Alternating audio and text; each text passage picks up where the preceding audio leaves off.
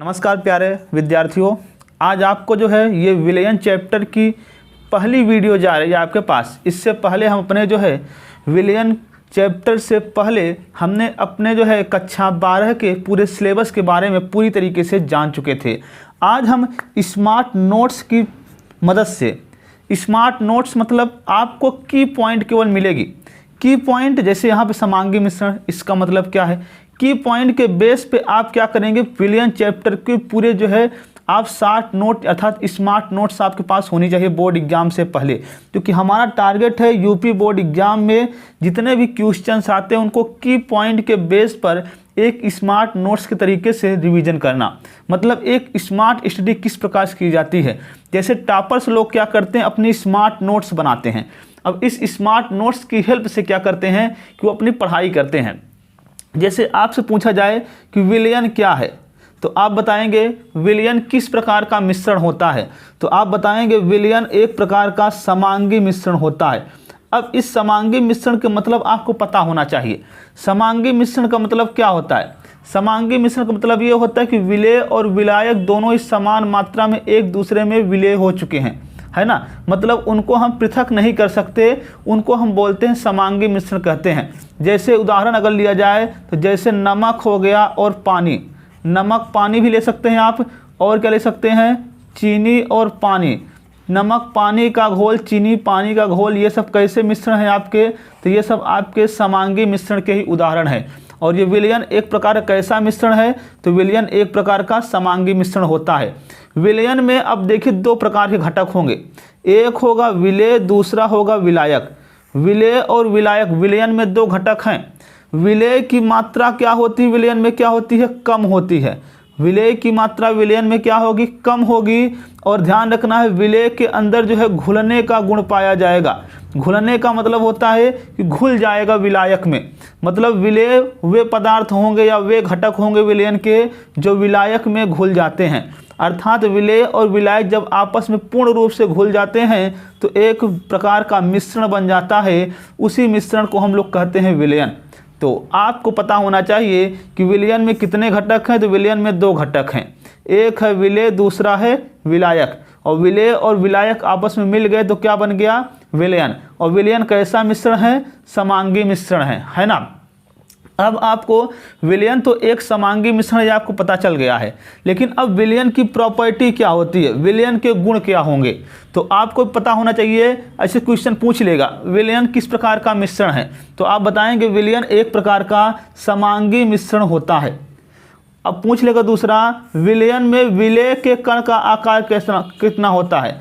विलयन में जो विलेय का जो कण होता है, विलेय मतलब यहाँ पर जो घोला गया था पदार्थ, विलयन में विलेय के कण का आकार कितना होता है अगर आपसे पूछा जाएगा, तो आप बताएंगे 1 नैनोमीटर से कम होना चाहिए। 1 नैनोमीटर से कम होना चाहिए विलेय के कणों का आकार। ध्यान रखना है विलयन में विलेय के कणों का आकार 1 नैनोमीटर से कम होगा। और जो विलयन बनेगा उसका नेचर पारदर्शी होगा। पारदर्शी का मतलब क्या होता है कि हम उसको आर पार देख सकते हैं उससे, है ना। चौथी जो पॉइंट है स्थिरता, मतलब विलयन के गुण में चौथी पॉइंट हमको मिली है स्थिरता। अब ये स्थिरता क्या होती है, मतलब विलयन का जो घोल होगा वो बहुत स्थिर होगा, अर्थात विलेय और विलायक पूर्ण रूप से उसमें घुले होंगे, है कि नहीं। अर्थात आप ये भी बोल सकते हो कि जैसे अगर एक जो है मान लीजिए कंटेनर है, इस कंटेनर में विलायक भी है और कौन है, विलेय भी है। तो विलायक और विलेय दोनों हैं। तो अब ये जो विलेय होगा ये प्रॉपर तरीके से इसी में घूमता रहेगा, वो नीचे नहीं बैठेगा। जैसे अगर आप नमक और पानी घोल देते होंगे तो नमक और पानी को घोलने पर क्या आप जो है देखते हैं कि नमक पानी के अंदर बैठता है, नहीं, वो पूर्ण रूप से क्या हो जाता है, घुल जाता है। अर्थात आप बोल सकते हैं कि जो विलयन होता है तो वो बहुत ही क्या होता है, स्थिर प्रकार का होता है। उसमें विलेय के कण पूर्ण रूप से घूमते रहते हैं। अगली जो पॉइंट है 5वीं नंबर विलयन के गुण के, वो है टिंडल प्रभाव। टिंडल इफेक्ट क्या होता है, देखो भाई, आप लोग गर्मी के समय देखते होंगे जब घर होता है, गर्मी के समय में जो घर होते हैं उसमें क्या होता है, अगर देखते हैं सूर्य का जो प्रकाश होता है या लाइट का कोई सोर्स होता है, जब वो आता है तो उसमें आप देखते होंगे कि छोटे छोटे जो कण होते हैं वो चमकते दिखते हैं आपको। इसे हम बोलते हैं टिंडल प्रभाव। तो क्या हमको विलयन में टिंडल प्रभाव का गुण देखने को मिलता है कि नहीं मिलता है? अब क्वेश्चन यही आया है कि विलयन में टिंडल प्रभाव गुण देखने को मिलता है कि नहीं मिलता है। तो हमको ये ध्यान रखना है कि विलयन में टिंडल प्रभाव नहीं देखने को मिलता है, अर्थात विलयन में टिंडल प्रभाव का अभाव होता है। तब किस विलयन में दिखता है टिंडल प्रभाव? तो आपको ध्यान रखना है टिंडल प्रभाव कौन से विलयन में देखने को मिलता है? टिंडल प्रभाव कोलाइडी प्रकार के विलयन में देखने को मिलता है। तो सर ये कौन सा विलयन है जो हम चर्चा कर रहे हैं? तो हमको ये ध्यान रखना है ये हमारा कोलाइडी विलयन नहीं है, ये हमारा वास्तविक विलयन है, अर्थात सत्य विलयन है। और ये कोलाइडी विलयन जो होता है उसमें विलय के जो कण होते हैं बड़े होते हैं इस वास्तविक विलयन की तुलना में, अर्थात 1 नैनोमीटर से ज़्यादा विलय कोलाइडी विलयन में कोलाइडी कणों का आकार होगा। तो टिंडल प्रभाव विलयन में नहीं देखने को मिलता, ये कोलाइडी विलयन में देखने को मिलेगा। अगली पॉइंट है घुलनशीलता। घुलनशीलता का तात्पर्य ये होता है कि इसमें विलय प्रॉपर तरीके से विलायक में पूर्ण रूप से क्या हो जाएगा, घुल जाएगा, है कि नहीं? जब घुल जाएगा तो उसको हम अलग कर ही नहीं सकते। तो सातवीं इसकी जो प्रॉपर्टी दिख रही है आपको विलयन की, वो दिख रही है विभाजन और पृथक्करण। अर्थात हम बोल सकते हैं कि विलयन को हम विलयन में जो विलय और विलायक के जो कण हैं उनको हम पृथक नहीं कर सकते। जैसे अगर नमक और पानी और चीनी और पानी इनको हम क्या करते हैं, इनका घोल बना दें, तो आपसे कहा जाए नमक को अलग करो, पानी को अलग करो, तो आप क्या अलग कर पाएंगे? नहीं कर पाएंगे। 8वें पॉइंट जो इम्पोर्टेंट है ये आपके बोर्ड एग्जाम में आई हुई भी है। ये पूछा जाता है कि विलयन की भौतिक अवस्था किस पर निर्भर करेगी। अब आपके दिमाग में आएगा कि विलयन की भौतिक अवस्था किस पर निर्भर करेगी, तो सिंपल सी बात है, घबराने की बात नहीं है। विलयन की जो भौतिक अवस्था है वो किस पर निर्भर करेगी? जिसकी मात्रा विलयन में ज़्यादा होगी, अर्थात विलायक के घटक पर या विलायक घटकों पर विलयन की भौतिक अवस्था निर्भर करती है कि नहीं? क्योंकि विलायक की मात्रा क्या होती है, ज़्यादा होती है। अगर विलायक, ध्यान रखना है, अगर विलायक द्रव अवस्था में है तो विलयन भी कौन सी अवस्था में होगा? द्रव अवस्था में ही होगा। अगर ये विलायक गैस अवस्था में है तो विलयन भी कौन सी अवस्था में होगा? गैस अवस्था में होगा।